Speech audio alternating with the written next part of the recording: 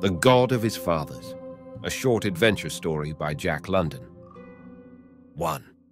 On every hand stretched the forest primeval, the home of noisy comedy and silent tragedy. Here the struggle for survival continued to wage with all its ancient brutality. Britain and Russian were still to overlap in the land of the rainbow's end, and this was the very heart of it. Nor had Yankee gold yet purchased its vast domain. The wolf pack still clung to the flank of the caribou herd, singling out the weak and the big with calf, and pulling them down as remorselessly as were it 1,000 generations into the past. The sparse aborigines still acknowledged the rule of their chiefs and medicine men, drove out bad spirits, burned their witches, fought their neighbours, and ate their enemies with a relish which spoke well of their bellies. But it was at the moment when the Stone Age was drawing to a close. Already, over unknown trails and chartless wildernesses, were the harbingers of the steel arriving, fair-faced, blue-eyed, indomitable men, incarnations of the unrest of their race.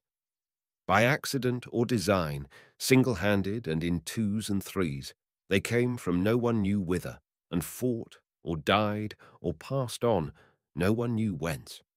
The priests raged against them, the chiefs called forth their fighting men, and stone clashed with steel, but to little purpose. Like water seeping from some mighty reservoir, they trickled through the dark forests and mountain passes, threading the highways in bark canoes, or with their moccasined feet breaking trail for the wolf dogs.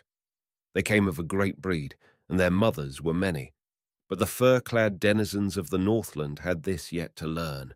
So many an unsung wanderer fought his last and died under the cold fire of the aurora, as did his brothers in burning sands and reeking jungles, and as they shall continue to do, till in the fullness of time the destiny of their race be achieved. It was near 12. Along the northern horizon, a rosy glow, fading to the west and deepening to the east, marked the unseen dip of the midnight sun. The gloaming and the dawn were so commingled that there was no night, simply a wedding of day with day, a scarcely perceptible blending of two circles of the sun. A kildee timidly chirped good night. The full, rich throat of a robin proclaimed good morrow. From an island on the breast of the Yukon, a colony of wild fowl voiced its interminable wrongs, while a loon laughed mockingly back across a still stretch of river. In the foreground, against the bank of a lazy eddy, birch-bark canoes were lined 2 and 3 deep. Ivory-bladed spears, bone-barbed arrows, buckskin-thonged bows, and simple basket-woven traps bespoke the fact that in the muddy current of the river the salmon run was on. In the background, from the tangle of skin tents and drying frames, rose the voices of the fisher folk. Bucks skylarked with bucks or flirted with the maidens, while the older squaws, shut out from this by virtue of having fulfilled the end of their existence in reproduction, gossiped as they braided rope from the green roots of trailing vines. At their feet, their naked progeny played and squabbled or rolled in the muck with the tawny wolf dogs. To one side of the encampment, and conspicuously apart from it, stood a second camp of 2 tents. But it was a white man's camp. If nothing else, the choice of position at least bore convincing evidence of this. In case of offence, it commanded the Indian quarters 100 yards away. Of defence, a rise to the ground and the cleared intervening space. And last, of defeat, the swift slope of a score of yards to the canoes below. From one of the tents came the petulant cry of a sick child and the crooning song of a mother. In the open, over the smouldering embers of a fire, 2 men held talk. "Eh? I love the church like a good son. Bien! So great a love that my days have been spent in fleeing away from her, and my nights in dreaming dreams of reckoning. Look you!" The half-breed's voice rose to an angry snarl. "I am Red River born. My father was white as you. But you are Yankee, and he was British bred, and a gentleman's son. And my mother was the daughter of a chief, and I was a man. Aye, and one had to look the second time to see what manner of blood ran in my veins, for I lived with the whites, and was one of them, and my father's heart beat in me. It happened there was a maiden, white, who looked on me with kind eyes. Her father had much land and many horses. Also he was a big man among his people, and his blood was the blood of the French. He said the girl knew not her own mind, and talked overmuch with her, and became wroth that such things should be. But she knew her mind, for we came quick before the priest, and quicker had come her father, with lying words, false promises, I know not what, so that the priest stiffened his neck, and would not make us that we might live one with the other. As at the beginning it was the church which would not bless my birth, so now it was the church which refused me marriage, and put the blood of men upon my hands. Bien. Thus have I cause to love the church. So I struck the priest on his woman's mouth, and we took swift horses, the girl and I, to Fort Pierre, where was a minister of good heart. But hot on our trail was her father, and brothers, and other men he had gathered to him. And we fought, our horses on the run, till I emptied 3 saddles, and the rest drew off and went on to Fort Pierre. Then we took east, the girl and I, to the hills and forests, and we lived one with the other, and we were not married, the work of the good church which I love like a son. But mark you, for this is the strangeness of woman, the way of which no man may understand. One of the saddles I emptied was that of her father's, and the hoofs of those who came behind had pounded him into the earth. This we saw, the girl and I, and this I had forgot had she not remembered. And in the quiet of the evening, after the day's hunt were done, it came between us, and in the silence of the night, when we lay beneath the stars, and should have been one. It was there always. She never spoke, but it sat by our fire and held us ever apart. She tried to put it aside, but at such times it would rise up till I could read it in the look of her eyes, in the very intake of her breath. So in the end she bore me a child, a woman-child, and died. Then I went among my mother's people, that it might nurse at a warm breast and live. But my hands were wet with the blood of men.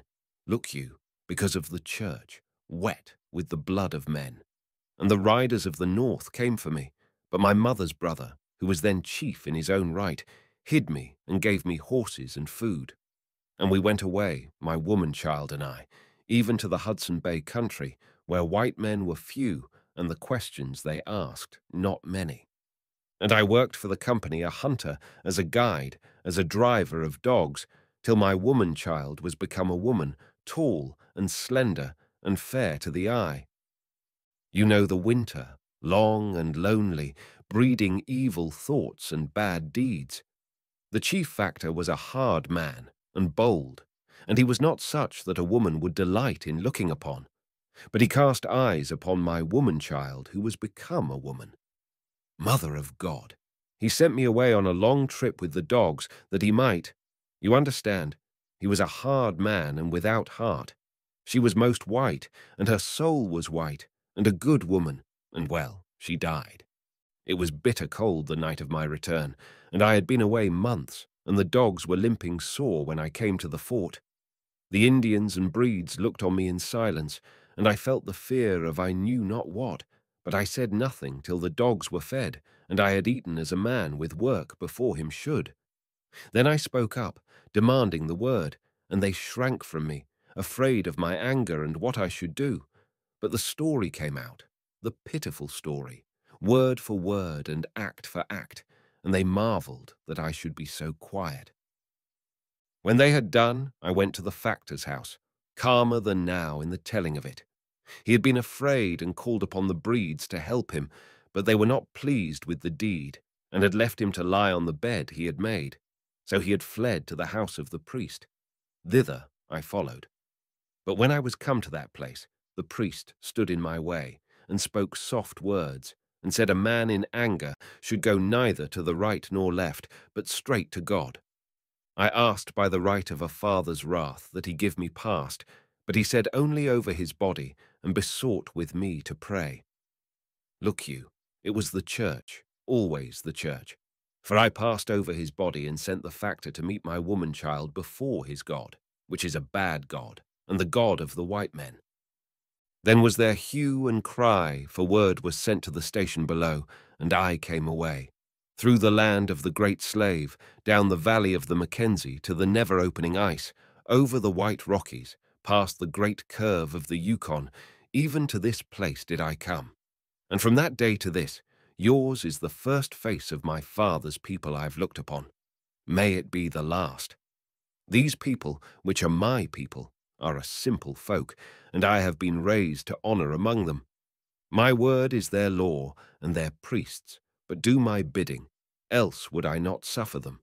When I speak for them, I speak for myself. We ask to be let alone. We do not want your kind. If we permit you to sit by our fires, after you will come your church, your priests, and your gods. And know this, for each white man who comes to my village, him will I make deny his God. You are the first, and I give you grace.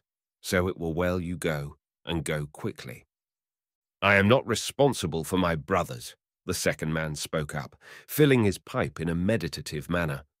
Hay Stockard was at times as thoughtful of speech as he was wanton of action, but only at times.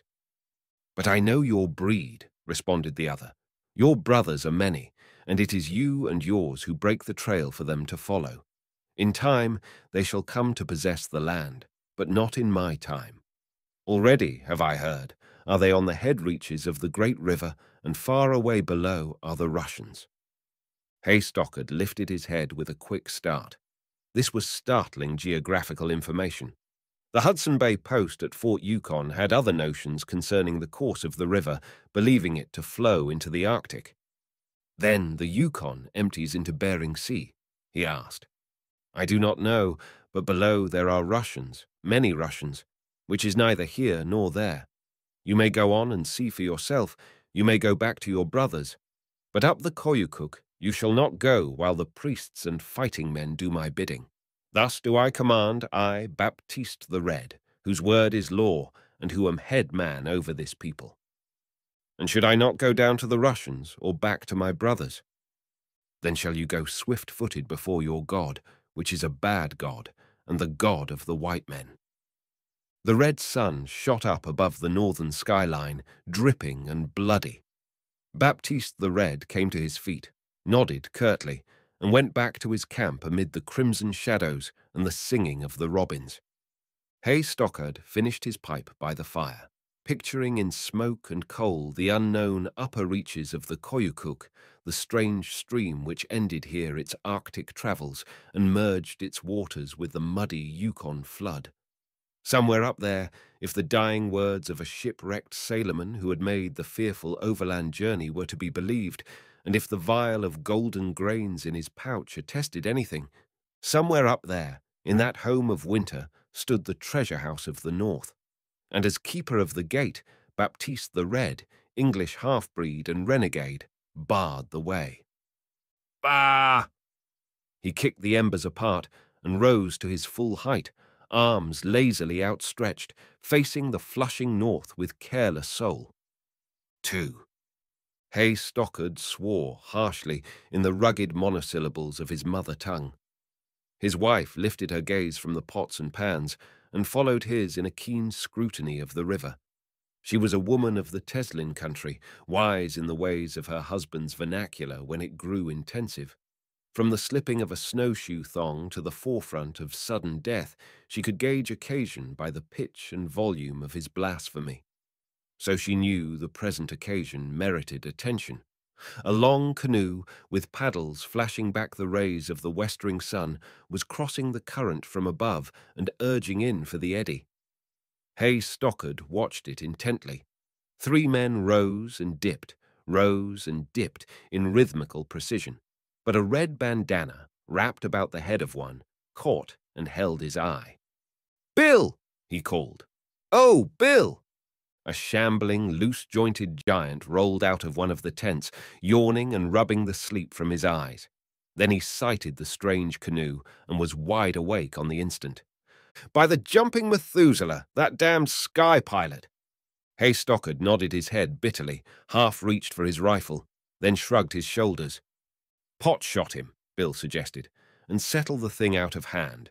He'll spoil us, sure, if we don't."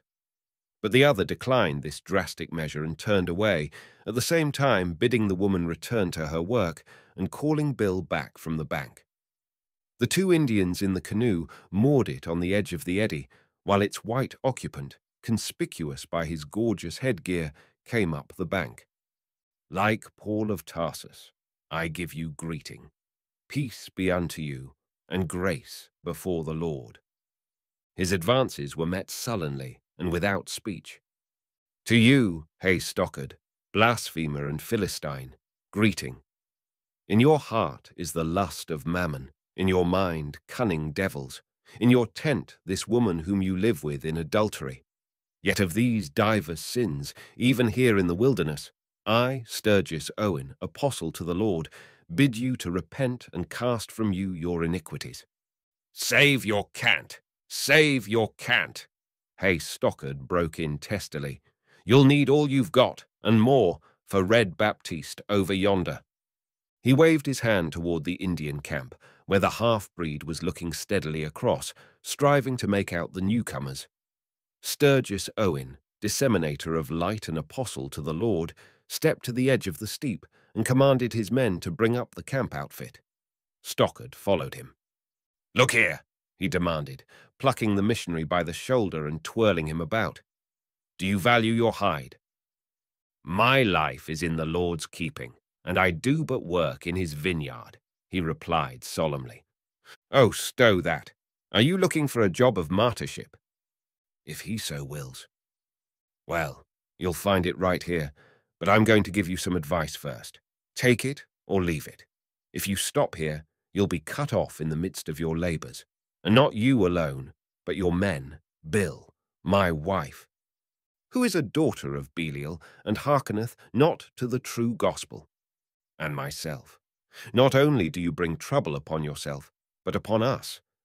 I was frozen in with you last winter, as you will well recollect, and I know you for a good man and a fool. If you think it your duty to strive with the heathen, well and good, but do exercise some wit in the way you go about it. This man, Red Baptiste, is no Indian. He comes of our common stock, is as bull-necked as I ever dared be, and as wild a fanatic the one way as you are the other. When you two come together, hell'll be to pay, and I don't care to be mixed up in it. Understand? So take my advice and go away. If you go downstream, you'll fall in with the Russians. There's bound to be Greek priests among them, and they'll see you safe through to Bering Sea. That's where the Yukon empties, and from there it won't be hard to get back to civilization. Take my word for it, and get out of here as fast as God'll let you. He who carries the Lord in his heart and the gospel in his hand hath no fear of the machinations of man or devil, the missionary answered stoutly. I will see this man and wrestle with him. One backslider returned to the fold is a greater victory than 1,000 heathen. He who is strong for evil can be as mighty for good, witness Saul, when he journeyed up to Damascus to bring Christian captives to Jerusalem. And the voice of the Saviour came to him, crying, Saul, Saul, why persecutest thou me? And therewith Paul arrayed himself on the side of the Lord, and thereafter was most mighty in the saving of souls. And even as thou, Paul of Tarsus, even so do I work in the vineyard of the Lord, bearing trials and tribulations, scoffs and sneers, stripes and punishments, for his dear sake. Bring up the little bag with the tea and a kettle of water, he called the next instant to his boatman, not forgetting the haunch of caribou and the mixing pan. When his men, converts by his own hand, had gained the bank, the trio fell to their knees, hands and backs burdened with camp equipage, and offered up thanks for their passage through the wilderness and their safe arrival. Hay Stockard looked upon the function with sneering disapproval, the romance and solemnity of it lost to his matter-of-fact soul.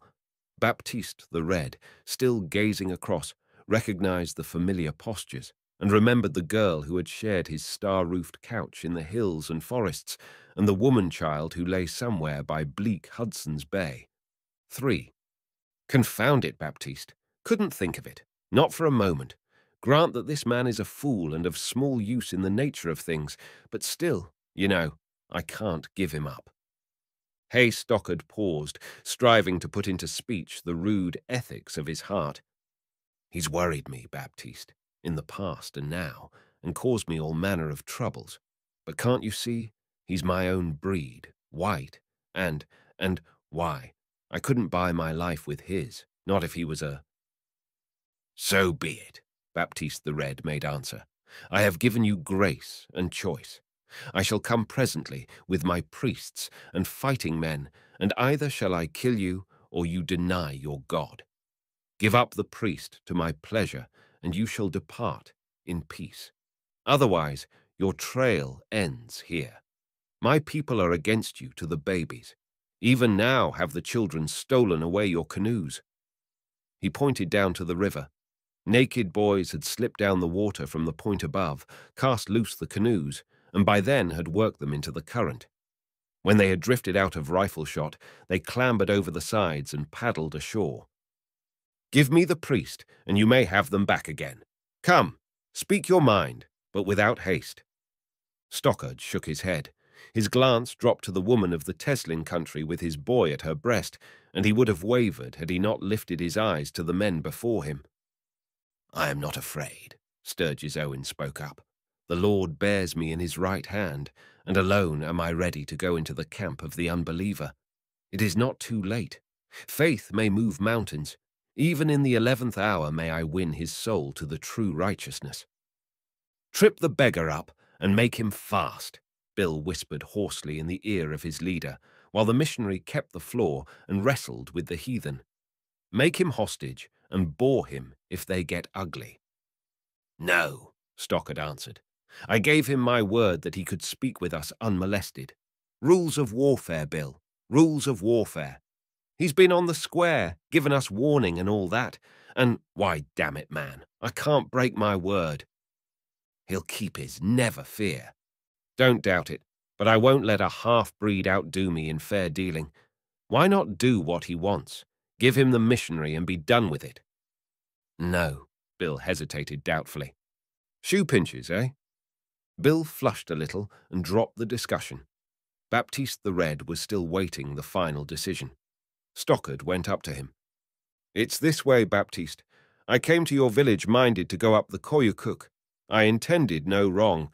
My heart was clean of evil. It is still clean. Along comes this priest, as you call him. I didn't bring him here. He'd have come whether I was here or not. But now that he is here, being of my people, I've got to stand by him. And I'm going to. Further, it will be no child's play. When you have done, your village will be silent and empty, your people wasted as after a famine. True, we will he gone, likewise the pick of your fighting men. But those who remain shall be in peace, nor shall the word of strange gods and the tongues of strange priests be buzzing in their ears. Both men shrugged their shoulder and turned away, the half-breed going back to his own camp. The missionary called his two men to him, and they fell into prayer. Stockard and Bill attacked the few standing pines with their axes, felling them into convenient breastworks. The child had fallen asleep, so the woman placed it on a heap of furs and lent a hand in fortifying the camp. 3 sides were thus defended, the steep declivity at the rear precluding attack from that direction. When these arrangements had been completed, the 2 men stalked into the open, clearing away, here and there, the scattered underbrush. From the opposing camp came the booming of war drums and the voices of the priests stirring the people to anger. Worst of it is, they'll come in rushes, Bill complained as they walked back with shouldered axes. And wait till midnight, when the light gets dim for shooting. Can't start the ball a-rolling too early then. Bill exchanged the axe for a rifle and took a careful rest. One of the medicine men, towering above his tribesmen, stood out distinctly. Bill drew a bead on him. All ready? He asked. Stockard opened the ammunition box, placed the woman where she could reload in safety, and gave the word. The medicine man dropped. For a moment there was silence, then a wild howl went up, and a flight of bone arrows fell short. I'd like to take a look at the beggar, Bill remarked, throwing a fresh shell into place. I'll swear I drilled him clean between the eyes. Didn't work. Stockard shook his head gloomily.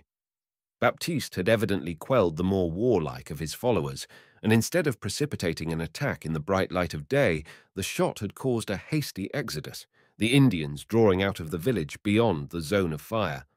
In the full tide of his proselyting fervour, borne along by the hand of God, Sturgis Owen would have ventured alone into the camp of the unbeliever, equally prepared for miracle or martyrdom. But in the waiting which ensued, the fever of conviction died away gradually as the natural man asserted itself. Physical fear replaced spiritual hope, the love of life, the love of God. It was no new experience. He could feel his weakness coming on and knew it of old time. He had struggled against it and been overcome by it before.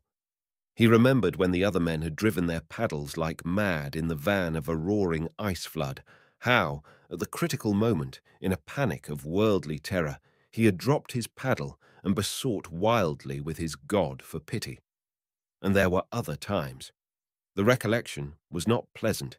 It brought shame to him that his spirit should be so weak and his flesh so strong. But the love of life, the love of life. He could not strip it from him. Because of it had his dim ancestors perpetuated their line. Because of it was he destined to perpetuate his. His courage, if courage it might be called, was bred of fanaticism. The courage of Stockard and Bill was the adherence to deep-rooted ideals. Not that the love of life was less, but the love of race tradition more.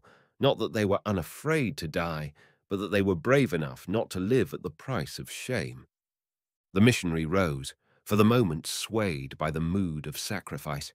He half crawled over the barricade to proceed to the other camp, but sank back, a trembling mass, wailing, "As the Spirit moves, as the Spirit moves, who am I that I should set aside the judgments of God?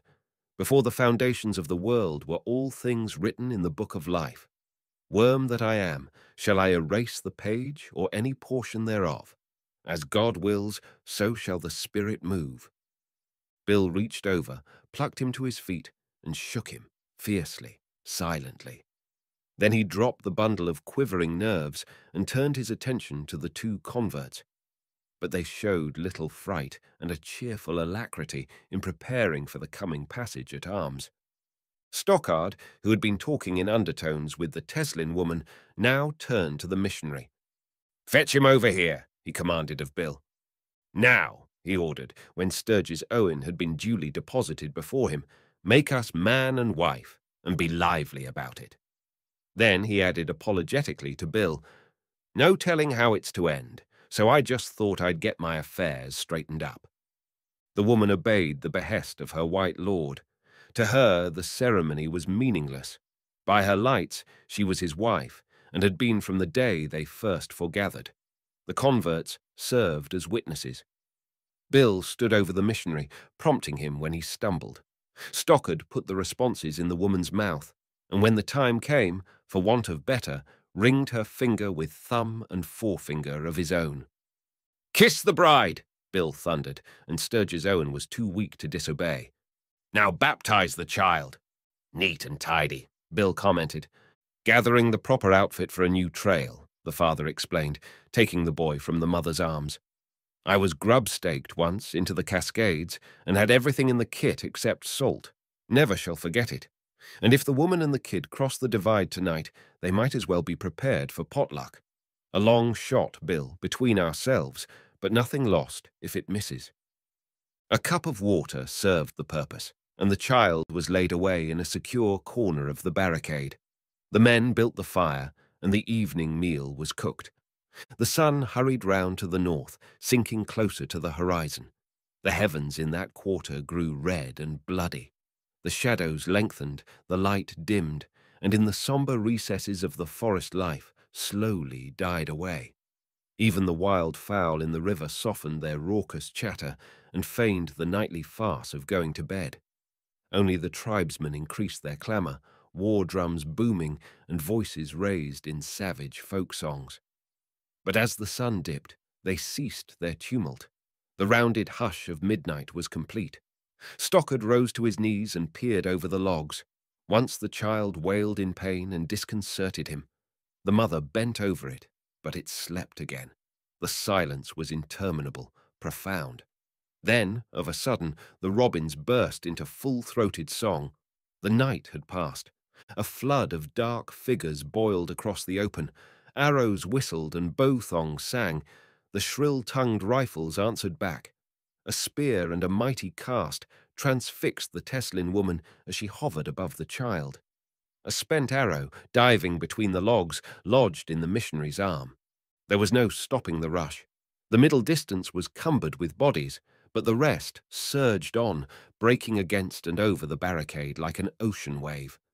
Sturgis Owen fled to the tent, while the men were swept from their feet, buried beneath the human tide.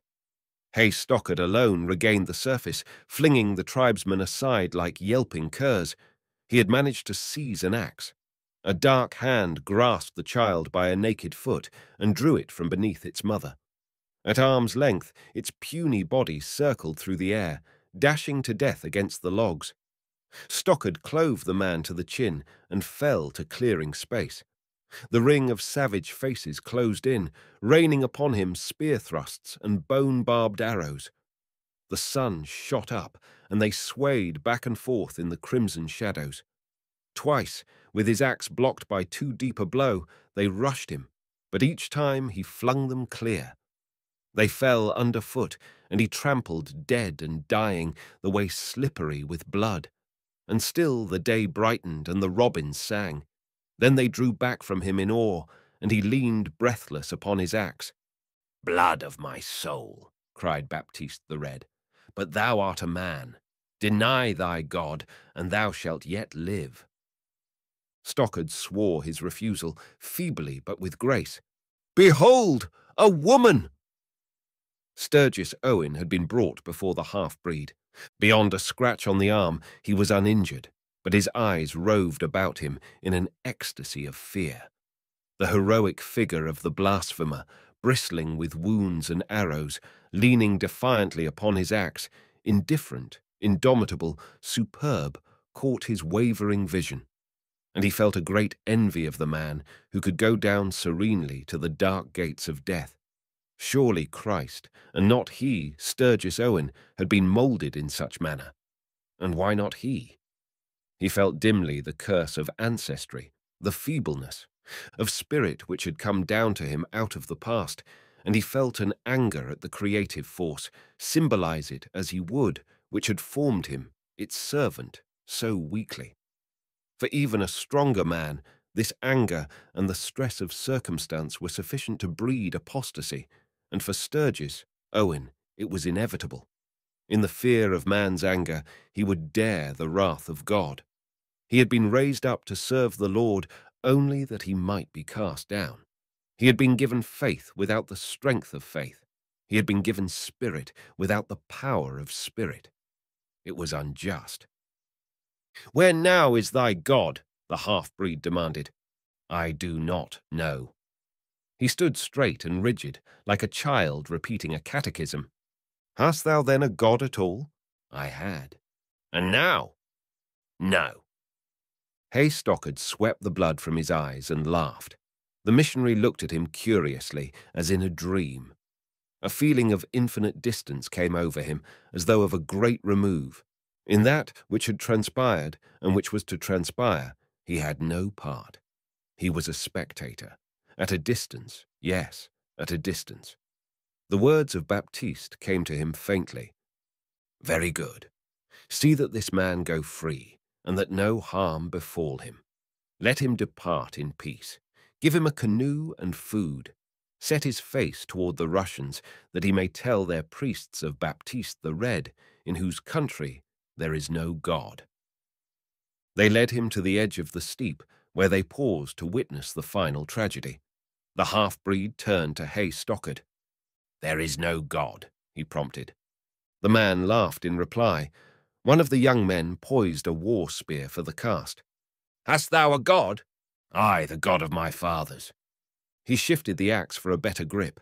Baptiste the Red gave the sign, and the spear hurtled full against his breast. Sturgis Owen saw the ivory head stand out beyond his back, saw the man sway, laughing, and snap the shaft short as he fell upon it. Then he went down to the river that he might carry to the Russians the message of Baptiste the Red, in whose country there was no God.